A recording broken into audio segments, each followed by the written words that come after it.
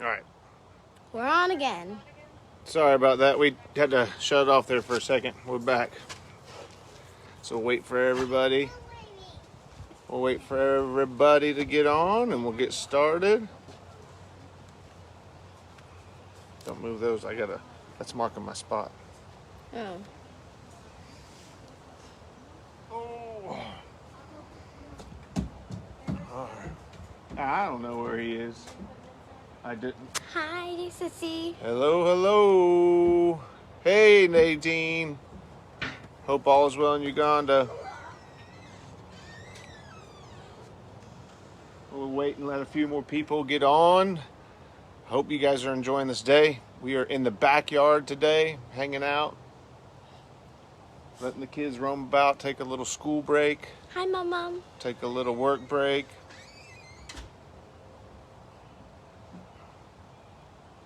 Let everybody hop on. Stephanie's on. Deb's on. Hi, Hi, Deb. Baba. Hi, Steph. It is a gorgeous day, at least here. Yep, Mondays with Alex. It's a gorgeous day, at least here in North Carolina. It is, I don't know, just a little bit above 60 and sunny and fantastic. So good day to be outside. I thought while we're waiting on everybody to get on, we can take some turns. You guys can message in if you want what you're thankful for today. What you're thankful for today. What are you thankful for?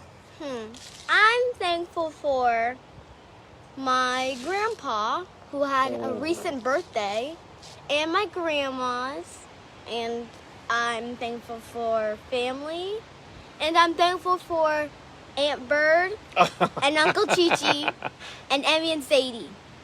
And LG and Aunt Catherine and Fields and Reynolds. Wow. So you're thankful for a lot, huh?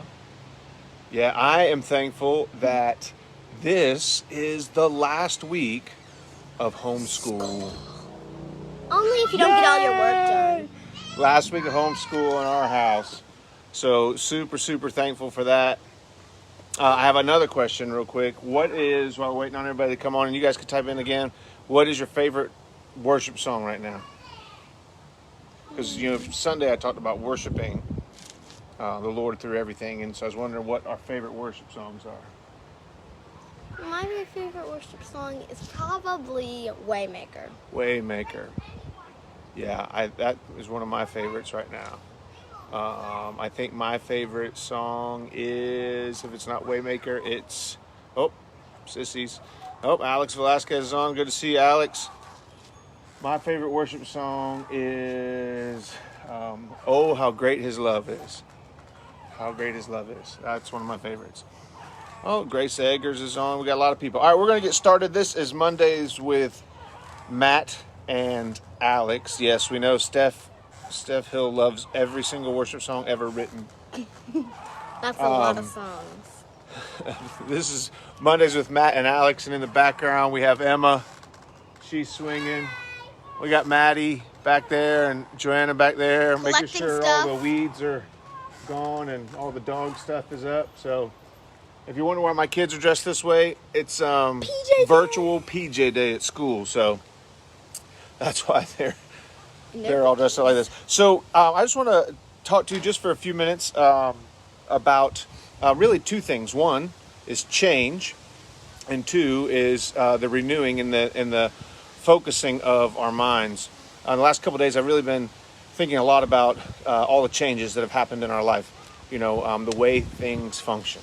From stores being closed to hanging out with our friends, our small group, our church, or our birthday parties. Like Alex said, 2 days ago was Reggie's 70th birthday party, and we were planning this big blowout bash.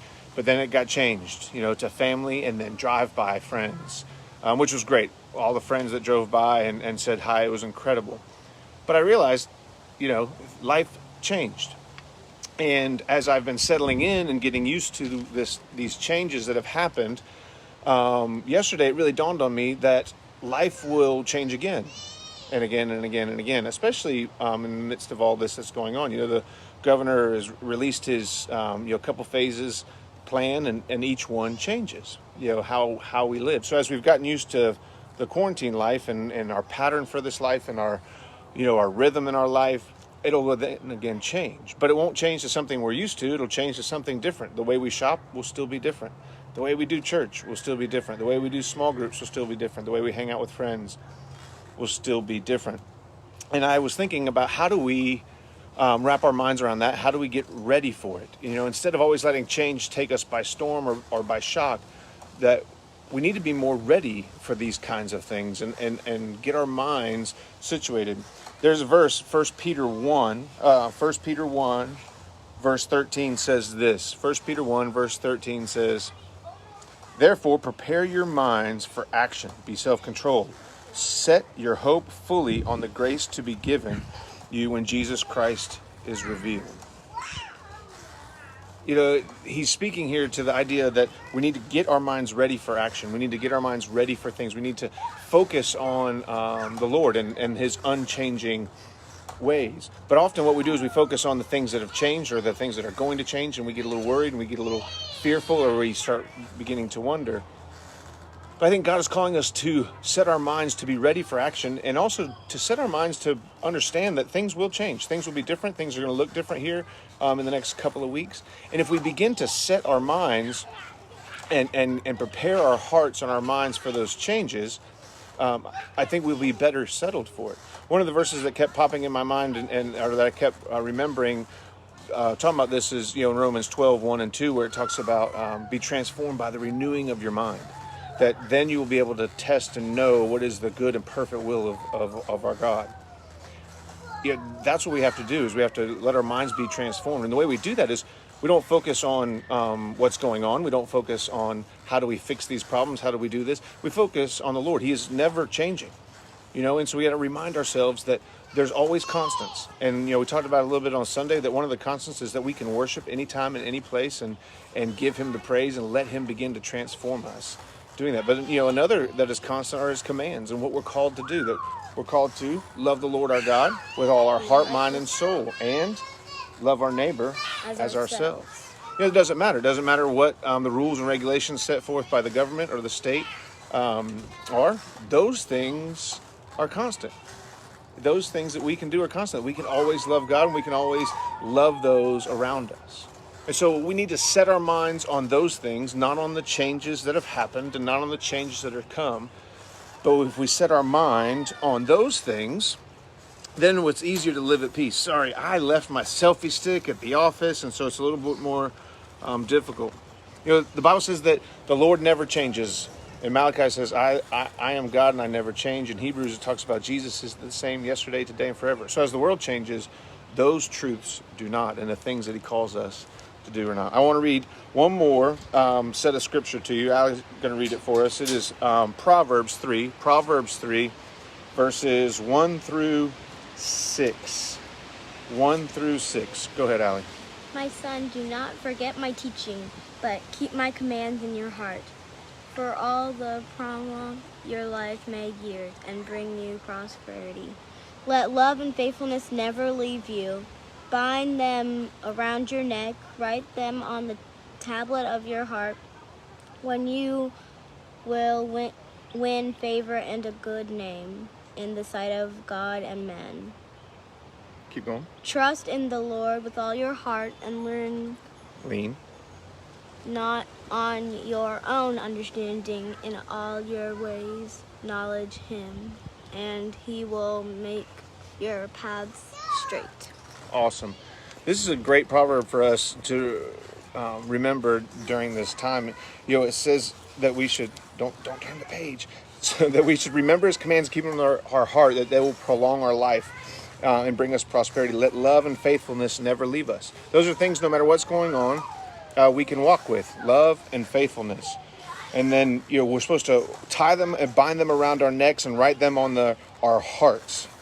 They're supposed to be ingrained in who we are, go with us wherever we are. Love and faithfulness. But my favorite part is that verse 5 and 6. It says, trust in the Lord with all your heart, lean not on your own understanding. That's something we do often very quickly as we try to make sense of everything on our own. We try to figure out everything on our own and lean on, our wisdom And God is telling us not to. He's telling us to trust him. It says, lean not on your own understanding. In all your ways, acknowledge him. And then there's a promise right here in the middle of this. It says, and he will make your path straight. Yeah, one of the problems we do when we start looking at things and worrying about things is we wonder how we're going to make them through. We were wondering what we're going to do and how we're going to live and what's next and all those things. But here the promise is, if we lean on our own, not on our own understanding, but trust him and acknowledge him in all our ways, it doesn't matter what's going on. It doesn't matter what's happening around us. Make our path straight. He will walk us straight through all of this stuff that's going on. So I want to encourage you today to lean not on your own understanding through all this mess, to not try and figure it all out, but to trust him, to let your mind be renewed and focused on him. He is unchanging. He is the same yesterday, today, and forever. And so as we walk through, let him make your path straight. Don't try and make them straight yourself. Just follow and trust him, because things will change. Life changes. The world changes. And so we can't just be comfortable all the time, and this is the pattern. But our pattern's got to lie within our relationship with God. And do the next right thing. And do the next right thing. There's a little Frozen 2 for you, right? Is that where that's from? A little Frozen 2. Do the next right thing. That's a great statement. So we're praying for you guys. As always, we love you. We miss you. I checked out my puzzle piece this morning, remembering that we are all part of a bigger family. Can't wait to see you again soon. Make it a great day, right? Or not. The choice is yours. The choice is. Hi, LG. Well, we love you guys. We hope that you have a great rest of your week. Don't forget to log in and the different prayer times at 10 a.m. every day, and then Wednesday noon with Pastor Billy and communion. So that's it for us. Signing off. Hop up for a second. Signing off from the Duddleston's house. Everybody want to say goodbye? Yeah, I'll let you guys see everybody out here. Everybody's out here playing around. Maddie, you want to say bye? Maddie, say bye. Adios, amigos. Bye. And there's the adult of the group in the house. All right. Love you guys. See you soon. See you.